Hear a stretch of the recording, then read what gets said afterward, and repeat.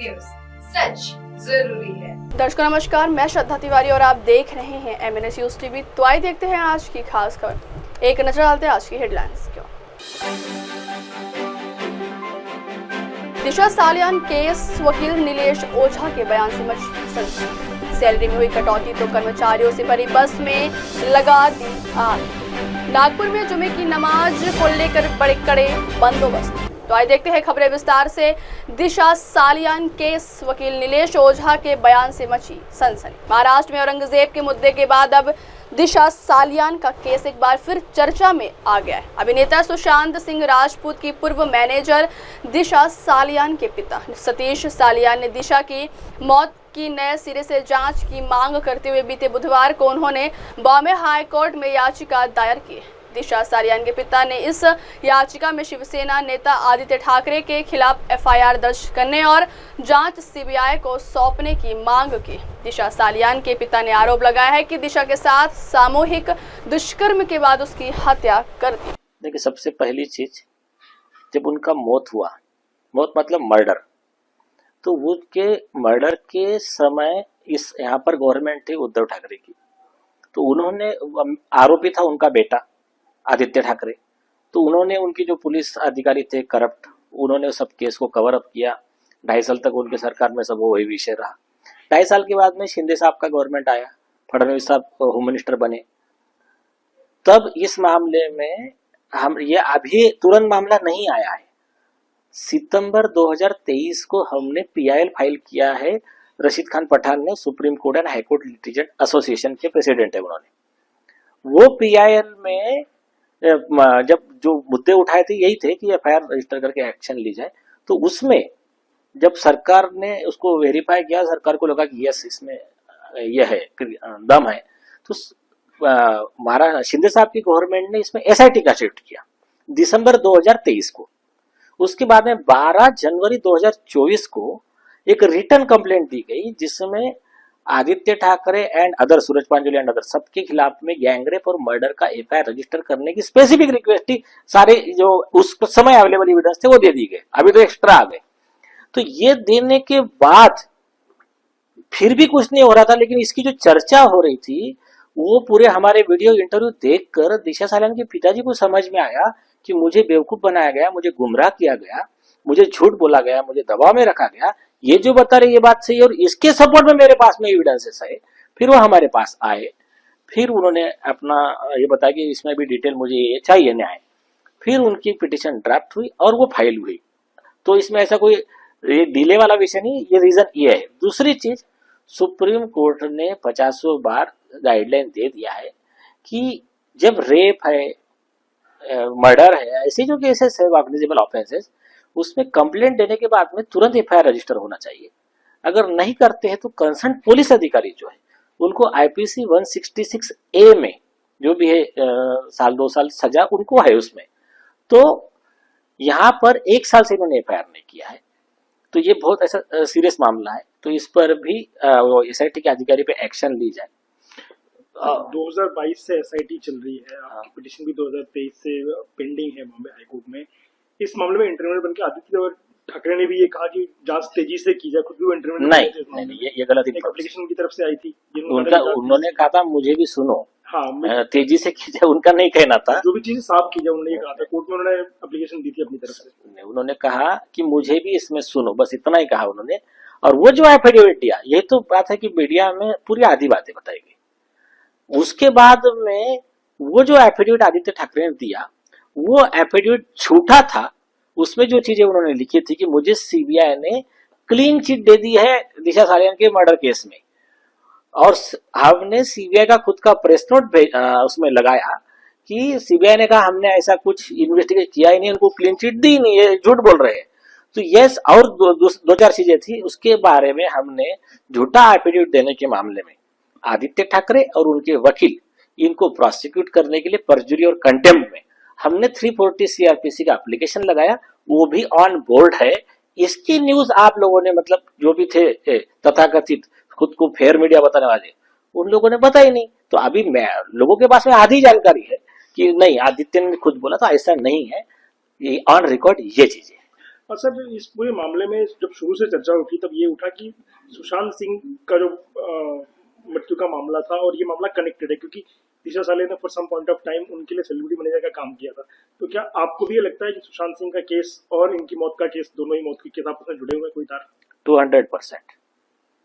हमारे पिटीशन में आप देखना, आई थिंक 6 से 7 पेज सिर्फ इसी पॉइंट के रिलेटेड एविडेंस और वो सब दिया हुआ है। एडिशनल में हमारे पास में एविडेंस है, वो हम कुछ चीजें या तो सील्ड कवर में देंगे या तो हम तय करेंगे उसको कैसा देना है। हमारे पास में एविडेंस है इसके। सर इसमें आपने राजनीतिक दबाव के साथ साथ पुलिस की ओर से लापरवाही का आरोप भी लगाया, पिटीशन हमने जो पढ़ी है उसमें। तो राजनीतिक दबाव जो था, आपने मुख्यमंत्री तत्कालीन जो थे और उनके बेटे उनका नाम लिया, बट उसके अलावा कोई और राजनीतिक दबाव भी था क्योंकि 3 पार्टियों की सरकार थी, और पुलिस से लापरवाही किस तरीके से हुई, थोड़ा उसमें विस्तार दें। ये सही प्रॉपर क्वेश्चन पूछा। मेन तो उद्धव ठाकरे, आदित्य ठाकरे थे, उस समय के गृह मंत्री थे जो बाद में खुद जेल में चले गए, अनिल देशमुख। उनका भी इसमें इन्वॉल्वमेंट है कि वो चीजें थोड़ा सा ये है कि उसके लिए आपको अलग से एपिसोड बनाना पड़ेगा, लेकिन उनका भी इसमें रोल था। वो भी चाहते थे कि हाँ ठीक है, अपना आदमी के ऊपर कार्रवाई ना हो, तो वो भी प्रूफ्स है। उसके अलावा अभी आता हूं मैं पुलिस पे, जो इम्पोर्टेंट है। ये क्या करते हैं, जब डेथ होता है तो ये रजिस्टर करते हैं, उसको क्या बोलते हैं, accidental death report, ADR 174 CRPC। उसका रूल है 176 सबसेक्शन 4 ऑफ CRPC में, जो assistant commissioner of police and executive magistrate वो खुद इंक्वायरी करता है उसकी। पीड़िता के पिताजी को, पेरेंट्स को सामने रखकर इन्वेस्टिगेशन करना चाहिए। इनको तो कभी बुलाया ही नहीं और सीन रिकंस्ट्रक्शन नहीं किया। 14वें माले से वो कह रहे गिर रही है, तो गिरना चाहिए ऐसी बिल्डिंग के यहां पर। तो बिल्डिंग के आगे 15 फीट का वॉल कंपाउंड, उसके आगे 10 फीट जाके गिर रही है, तो ये 25 फीट बॉडी कैसी गई? तीसरी चीज, बॉडी पर एक भी ब्लड का डॉट नहीं था। फिर जो लोगों ने कहा कि वो खून से लथपथ थी और हम लेकर गए हॉस्पिटल में, उनके किसी के कपड़ों पे एक भी ब्लड का डॉट नहीं था। इसके आई विटनेस खुद उसके पिता, बाद में जो जगह उनको दिखा रहे थे दूसरे दिन उनको, तो वह जगह पर भी एक भी ब्लड का डॉट नहीं है। तो ये सब इन्होंने पूरा झूठा स्टोरी क्रिएट किया।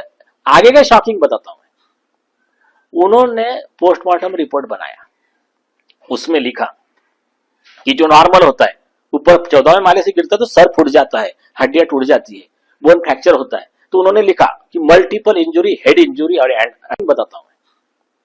उन्होंने पोस्टमार्टम रिपोर्ट बनाया, उसमें लिखा कि जो नॉर्मल होता है, ऊपर 14वें माले से गिरता है तो सर फूट जाता है, हड्डियां टूट जाती है, बोन फ्रैक्चर होता है। तो उन्होंने लिखा कि मल्टीपल इंजुरी, हेड इंजुरी और थिंग्स। तो जब ये सारी चीजें पोस्टमार्टम में लिखी, इस चीज को झूठ साबित करने वाली चीज है। उसकी जब डेड बॉडी इनके पिताजी ने ली, पहले तो इनको देखने ही नहीं दिए थे, फिर ये डेड बॉडी उनके पिताजी ने ली, तो उन्होंने पाया इसके बॉडी पर तो कोई इंजुरी है ही नहीं। तो 14वें माले से गिर रही, खरोच नहीं। फिर बोली ये ब्लड की स्टोरी कहां से आ गई? फिर बोली ये हड्डी टूटने की झूठी स्टोरी कहां से आ गई? और उसका फोटो मैंने आपको भेज दिया है कि वो जो उसका अंतिम संस्कार हो रहा है, पूरी बॉडी इंटैक्ट है। हमारे पास में 17 से 20 आई विटनेसेस है। सर अभी आपने जो पिटीशन फाइल की है, इसका स्टेटस क्या है? हियरिंग के लिए पिटीशन कब लगी हुई है या किस तरह के प्रोसीजर इसमें होने बाकी है? पिटीशन अभी फाइलिंग को गई है, अभी उसका हाईकोर्ट रजिस्ट्री से सब ऑब्जेक्शन वगैरह रिमूव होकर उसको नंबर मिलता है। उसके बाद में नंबर मिलेगा तो हम मेंशन करके फिर कोर्ट डेट देंगे, उस दिन हियरिंग होगी। तो इसमें जो पहले की पिटीशन है और इस पिटीशन में क्या फर्क है? बेसिकली जो आपने पहले पिटीशन फाइल की हुई है उसमें और इसमें क्या फर्क है? पहले की पिटीशन एक PIL है, जनहित याचिका है, on behalf of a public spirited litigant. Rashid Khan Pathan साहब है, प्रेसिडेंट है Supreme Court and High Court Litigant Association के।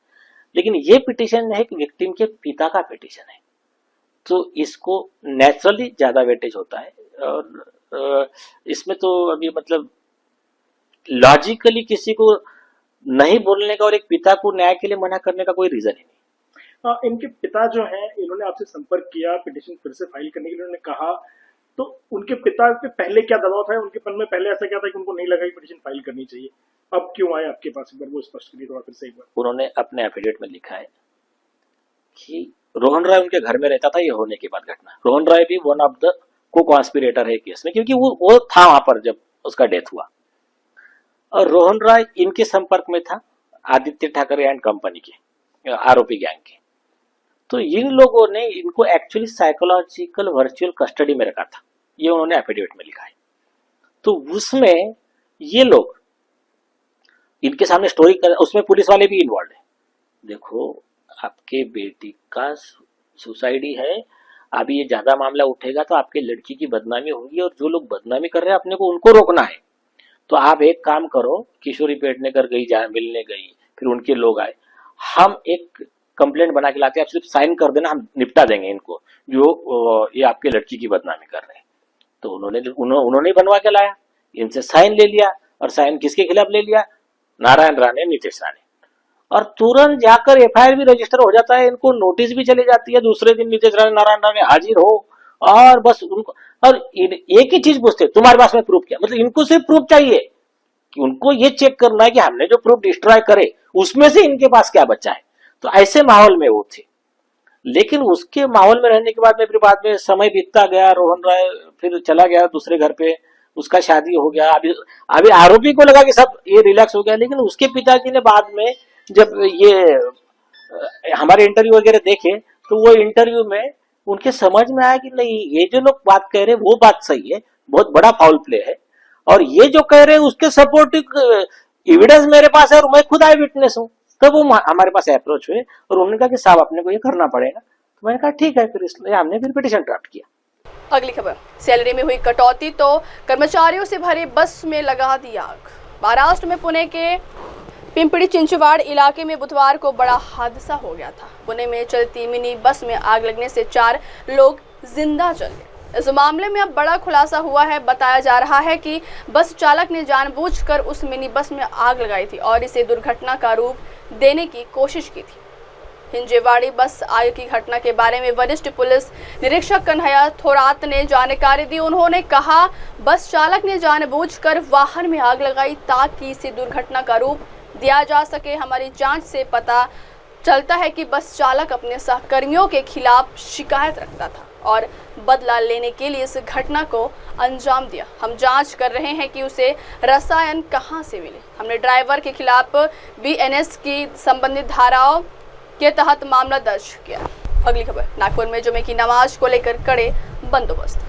मध्य नागपुर 17 मार्च को हुई हिंसा के बाद पुलिस ने 3 दिन में से शहर के कई इलाकों में कर्फ्यू लगाया है। रमजान के मौके पर हुई इस घटना के बाद से पुलिस ने एहतियात बरता हुआ इस दौरान जुमे की नमाज को लेकर सुरक्षा भी कड़ी कर दी गई ताकि किसी भी तरह की हिंसा फिर से ना भड़के और सांप्रदायिक सौहार्द बना रहे। नागपुर हिंसा मामले में मास्टरमाइंड फहीम खान सहित अब तक 84 दंगाइयों को गिरफ्तार किया गया है।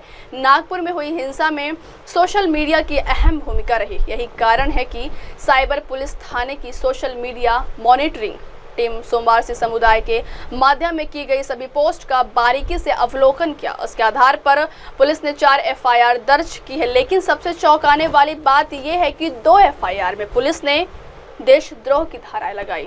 इन दोनों मामलों में न सिर्फ शहर में हिंसा फैलाने बल्कि 2 समुदायों के बीच बैर पैदा करने, पुलिस विभाग के खिलाफ हिंसा करने के लिए और सशस्त्र हमले की तैयारी किए जाने की बात सामने आई। अब वक्त हो चला दर्शकों ब्रेक का। ब्रेक से लौटेंगे के बाद देखिएगा देश और दुनिया की तमाम बड़ी खबरें। बने रहिए एमएनएस न्यूज टीवी पर। नमस्कार। एमएनएस न्यूज ला पुढील वाटचालीस खूप खूप शुभेच्छा। आप देख रहे हैं एमएनएस